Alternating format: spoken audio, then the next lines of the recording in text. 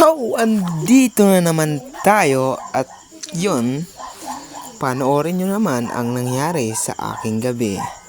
So, for today's video guys is pagpapatuloy natin ang ating naputol na video. So, yun, no? Punas-punas ba yung mangyan ng tissue kahit hindi marunong? So, yun guys, no? So, dito nga po pala is nandito kami sa restaurant ng isang bishop dito sa Manila.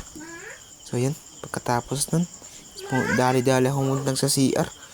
Kasi, napakabaho pala ng kamay ko. So, yan. Dito set up yung camera. Yan. Hugas-hugas ba pa more. Yan. Hugas-hugas. Yan, oh. Marunong na rin yung mangyan ng ganon. Charis. Tapos sabon-sabon. Hugas-hugas. Ganon. Ay, hisish! Ang saya-saya ko talaga dito guys, no? Kasi first time ko nakapunta dito restaurant. Tapos yan, alcohol. Yun, yan, feeling pogi, tingin-tingin pa sa salamin. Tapos hugot-hugot ng tissue ba? Yan. Di pa nga marunong, matigas. So yun, dinamihan ko na. Bahala na. So yun guys, no? Yan. Ching. Shoot sa basurahan. So yan, babalik na tayo. And then, wala nang patumpik-tumpik. Dito na kami sa hotel. So dito nga pala, tinanong kami ng aming facilitator na si Sir William kung anong gusto namin kainin dito sa Manila.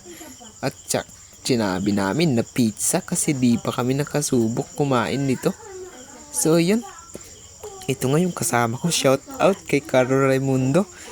Dali-dali niyang binuksan yung kahon at dito nakita namin kung magkano yun. At saka wow talaga, nasa 660 yung halaga kahit maliit na pizza lamang.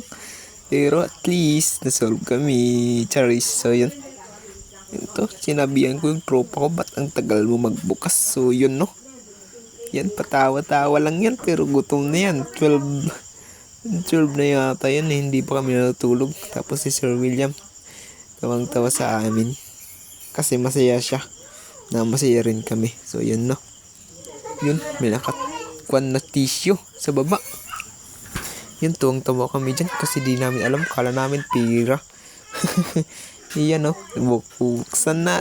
1 op 1, 2, 3 charis. Yan pala yung pizza, no?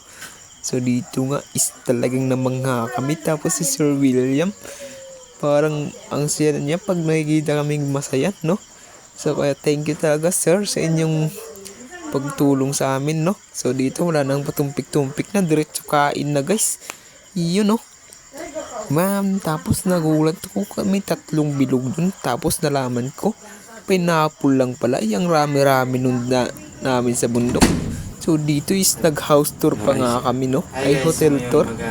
So yun pala yung kasama ko. Panoorin tong video na to. So let's go.